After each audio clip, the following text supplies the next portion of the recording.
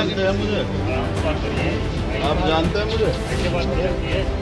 आप अभी ये नशा सस्ता का उतर जाएगा। अरे चलिए आप जाइए, बिना मतलब वाली बात न करिए, जाइए। तो फिर क्या बिना मतलब वाली बात न करिए, ये जाइए। आप मुझे नहीं सिखाएंगे कहाँ आप सड़क पर हैं? सड़क पर हैं आप? सड़क पर हैं?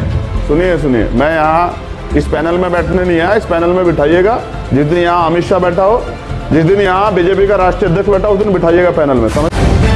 द लाइव टीवी, सच सबसे आगे।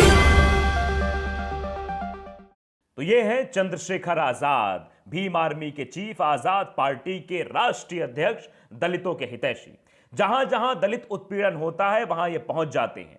ये कायदे से हड़काते हैं पुलिस को भी और साथ ही साथ गोदी पत्रकारों को भी। और अब ये खटिया खड़ी करने वाले हैं बीजेपी की। कैसे बीजेपी खटिया खड़ी करेंगे ये हम आपको बता रहे हैं। इन्होंने अब ये तय किया है कि अब ये अखिलेश यादव के साथ जाएंगे, गठबंधन करेंगे और गठबंधन के साथ चुनाव लड़ेंगे। बीजेपी के बड़े बड़े नेताओं की टेंशन बढ़ाएंगे। चंद्रशेखर आजाद का अखिलेश यादव के साथ आना अपने आप में कई सारे राजनीतिक समीकरणों को हवा दे रहा है, क्योंकि अभी तक अखिलेश यादव लगातार अपना कुनबा बढ़ा रहे थे, ओबीसी वर्ग के वोटर्स को अपने साथ लाने के लिए तरह तरह की कवायद कर रहे थे। लेकिन अब एक तबके का वोट, यानी हरिजन वोट जो कहते हैं, दलित वोटर्स कहते हैं, दलित वोटर्स भी अब अखिलेश यादव के साथ आ जाएंगे। अखिलेश यादव ने ऐसी किलेबंदी की है कि इसे भेद पाना बीजेपी तो का बीजेपी जैसी बहुतय पार्टी आ जाए तब वो नहीं कर पाएंगे।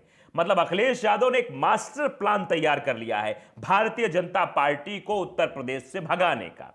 तो आप समझिए, चंद्रशेखर आजाद जो हमेशा दलितों के साथ खड़े रहते हैं, दलित उन्हें पसंद करते हैं और दलित वोटर्स जब एक साथ आ जाएंगे और ओबीसी वोटर्स साथ आ जाएंगे, सारे वोटर्स जब साथ आएंगे तो आप समझिए उत्तर प्रदेश का समीकरण कहां जाएगा।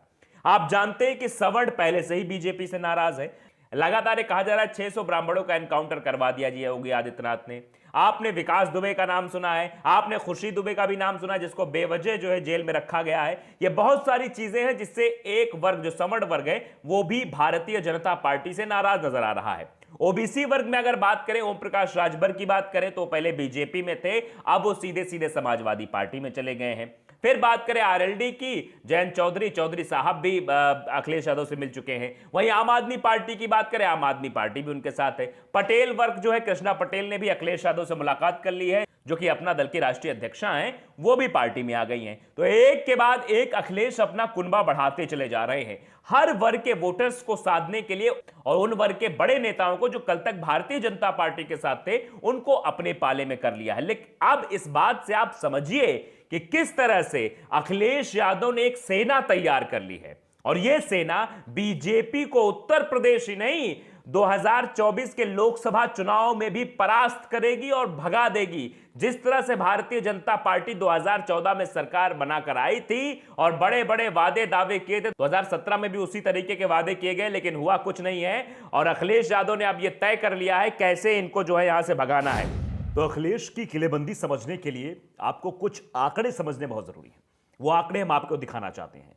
दरअसल सबसे ज्यादा जो फोकस होता है उत्तर प्रदेश में ओबीसी वर्ग पर होता है, क्योंकि ओबीसी वर्ग में 40% वोटर्स हैं जो ओबीसी वर्ग के हैं। उसके बाद अगर हम दलित वोटर्स की बात करें या फिर ब्राह्मण वोटों की बात करें तो इन सब का आंकड़ा दरअसल प्रस्तुत करना चाहेंगे, करके बताना चाहेंगे कि कैसे इनमें फैक्टर वाइज डिवाइड है और कैसे अखिलेश यादव ने इन वोटर्स पर अपना दबदबा कायम कर लिया है। सबसे पहले ग्राफिक्स के जरिए आप देखिए कि यहां पर कितने वोट, दलित की अगर बात करें सीधे सीधे तो दलित 25% है।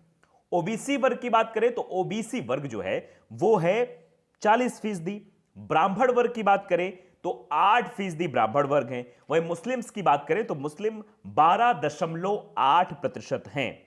अब आप समझिए ये पूरा आंकड़ा है, इस पूरे ग्राफ पर अखिलेश यादव का कब्जा है।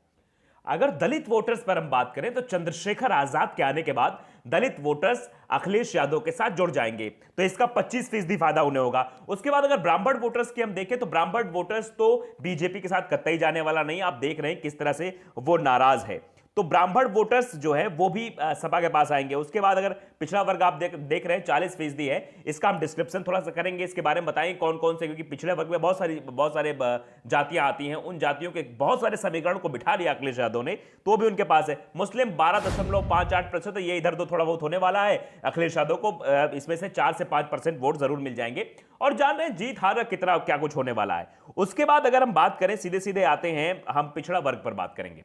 तो पिछड़ा वर्ग को भी हम डिस्क्राइब कर रहे हैं कि कितने % वोट जो है अखिलेश यादव ने अपने पाले में कर लिए हैं। यह भी आपको ग्राफिक्स के जरिए हम दिखाना चाहेंगे। दरअसल पिछड़ा वर्ग में यादव जो वोटर्स हैं वो 21.1% हैं, वहीं कुर्मी जो पटेल वर्ग हैं वो 7.5% हैं। अगर पाल वोटर्स की बात करें तो वो है 4.4%, और वहीं राजभर वोटों की बात करें तो वो है 2.4%। गुर्जर लगातार नाराज चल रहे हैं, आप देख ही रहे हैं। गुर्जर की अगर बात करें तो वो 2.12% वोटर्स है उसमें, और जाट 3.6%। ये ओबीसी वर्ग का ग्राफ है। अब इसमें जितने भी आंकड़े हमने आपको दिखाए ये सब अखिलेश यादव के साथ ही जाने वाले हैं, ऐसे संकेत सीधे सीधे नजर आ रहे हैं। यानी अखिलेश यादव का कुनबा लगातार बढ़ रहा है। अब कैसे, जरा ये आप थोड़ा समझ लीजिए।